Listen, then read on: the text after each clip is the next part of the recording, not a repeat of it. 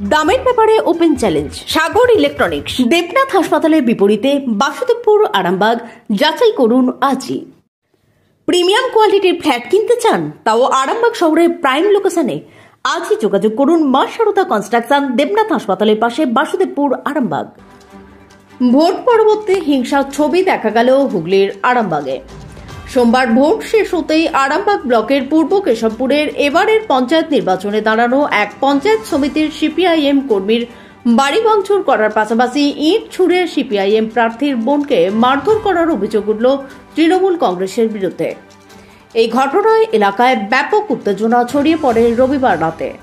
আহত টুম্পা বেগমকে পরিবারের সদস্যরা উদ্ধার করে চিকিৎসার জন্য নিয়ে যায় আরামবাগ মেডিকেল কলেজ হাসপাতালে। যদিও অভিযোগের কথা অস্বীকার করেছে তৃণমূল নেতৃত্ব।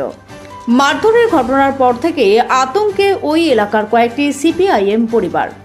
আক্রান্ত টুম্পা বেগম ও তার দাদা সহ পরিবারের অভিযোগ, রবিবার রাতে এলাকা তৃণমূলের বেশ কিছু কর্মী তাদের উপর চড়াও হয়ে ঘর ভাঙচুর করার পাশাপাশি ইট পাথর ছুঁড়তে থাকে এবং অকথ্য ভাষায় গালিগালাজ করার পাশাপাশি বাড়ি থেকে বেরিয়ে আসতে বলে। এই ঘটনা নিয়ে আক্রান্ত পরিবার আরামবাগ থানার দ্বারস্থ হয়েছেন বলেও জানা গেছে। যদিও এই ঘটনার সমস্ত অভিযোগ অস্বীকার করেছেন তৃণমূল কংগ্রেস সাংগঠনিক জেলা চেয়ারম্যান স্বপন নন্দী।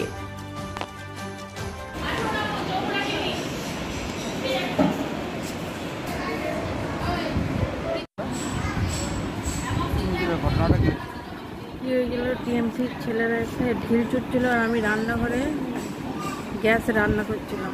এইটা এসে লেগে দরজা ভেঙে জল পেটে। কতজন ছিল?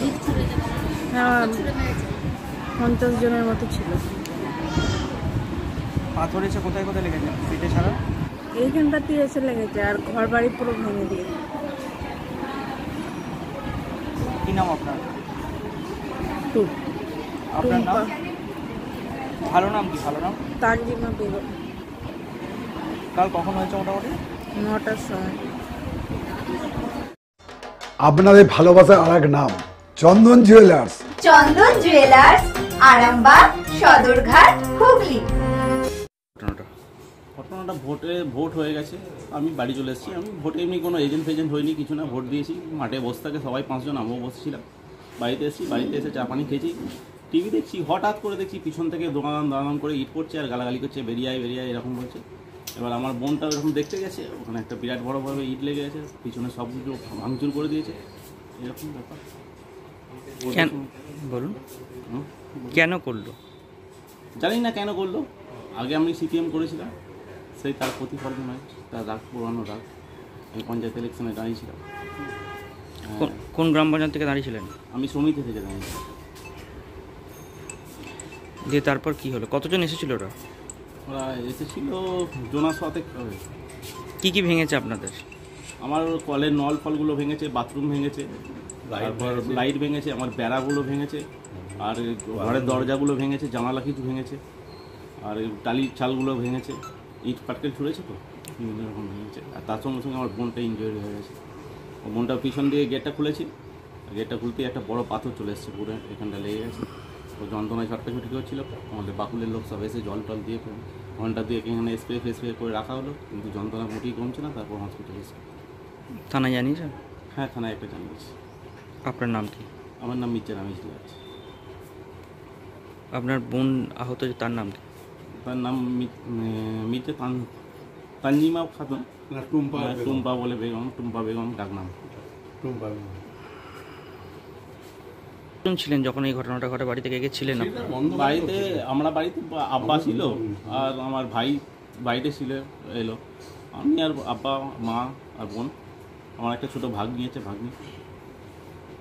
আস্থা মাল্টি স্পেশালিটি হসপিটাল, আন্তর্জাতিক মানের সমস্ত রকম পরিষেবা। আস্থা multi speciality hospital, Nabapalli, Arambagh. বিষয়টা আমরা সিপিএম করি কয়েকটা ছেলে, তো কালকে ভোট গণনা ভোট পরবর্তী শেষ হয়ে যাওয়ার পর গাড়ি চলে যাওয়ার পর ঠিক 9:30টার সময় প্রথম আমার বাড়িটা অ্যাটাক হয়, ভাঙচুর চালায় তৃণমূলের কিছু এখানকার স্থানীয় যারা আছে পাড়ার নেতৃত্বদের, তারা ছিল। দিয়ে তারপরে এরকম ব্যাপার ভাঙচুর চালায়। চালাবার পর আমার ঘর থেকে এইসব গাড়ি ফাড়ি আমার বাইকটাকে লাদ মেরে উল্টে ফেলে দেয়, দিয়ে গেট ফেট সব ভেঙে দেয়, পাইপ ফাইপ ভেঙে দেয়। দিয়ে আমি বাড়িতে ওই মুহূর্তে ছিলাম না, করে থাকলে আরও অশান্তি হতো। তারপরে আমার রামিজের বাড়িতেও গিয়ে অ্যাটাক করেছে, পাশে একটা বাড়িতে অ্যাটাক করেছে, এরকম মানে অরাজকতার মতন যা ইচ্ছা তাই করেছে। আমরা শুধু সিপিএম করা অপরাধ হচ্ছে, ঠিক আছে? আমরা বিজেপি করি না, আর করি না গো। আমরা মঞ্চ বিজেপির বিরুদ্ধে ছিলাম, তা সত্ত্বেও আমাদের উপরে এরকম করে নির্মূলভাবে অন্যায় অত্যাচার চালিয়ে গেল। থানায় অভিযোগ করছেন? থানায় অভিযোগ করেছে, একজন হসপিটাল হয়েছিল, তো অভিযোগ করেছে, ডায়েরিও হয়েছে কয়েকজনের নামে শুনলাম। তা আমি এই রাত্রে থাকিনি বাড়িতেই, সকালে এসেছি, এসে এখন পর্যন্ত বাড়িতেই আছি, বাইরে বেরোতে পারছি না। এরকম তাণ্ডব চালাচ্ছে, হুমকি দিচ্ছে, আজ দিচ্ছে। কি নাম আপনার? আমার নাম আফসার মল্লিক। এই জায়গাটার নাম কি? এটা পূর্ব কেশবপুর মসজিদ তলা, মলয়পুর 2 নম্বরে যে ঘটনাটা তৃণমূল কংগ্রেসের ওপর চাপাচ্ছে, এ ব্যাপারটা সর্বৈধ মিথ্যা। ওদের যে গোষ্ঠীদ্বন্দ্ব, তাতে ওদের নিজেদের অঞ্চলে ভোটের অবস্থাটা খুব খারাপ হয়েছে। এবার সেটা দলের কাছে নিজেদের মধ্যে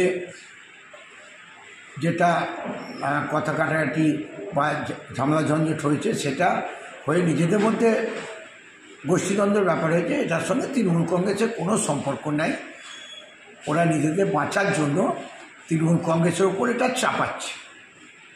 বিবাহে বাধা, দাম্পত্য কলহ, ব্যবসা বাধা, চাকরির সমস্যা, বিদ্যায় বাধা, প্রেমে ব্যর্থ, সাংসারিক অশান্তি, মাঙ্গলিক দোষ, কালসর্প দোষ সহ যে কোনো সমস্যার সহজ ও গ্যারান্টি সহ সমাধান পেতে আসুন শ্রী অজয় শাস্ত্রীর কাছে। অগ্রিম নাম নথিভুক্ত করতে ফোন করুন 9933854984।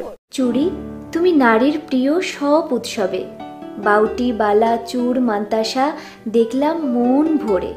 জনপ্রিয়তায় আজও সেরা মিনা করা ঝুমকা, কানে দিলাম কানপাশা, পূরণ হলো সব আশা। হাতের আঙুলের আংটি নানা ডিজাইনে পাবে,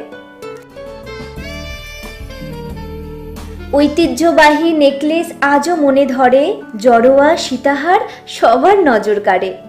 তাই তো বিয়েতে পেলে এত গয়না সবার মনে ধরে। নতুন সম্পর্কের শুরুটা আজও সোনার মতো খাঁটি। যখন সেরা জিনিস, সেরা কালেকশন, সাথে ন্যায্য দাম, তবে উন্নতর কেন? অর্ধশত বছরের বিশ্বাস, আপনাদের ভালোবাসার আর এক নাম চন্দন জুয়েলার্স, আরামবাগ, সদরঘাট, হুগলি।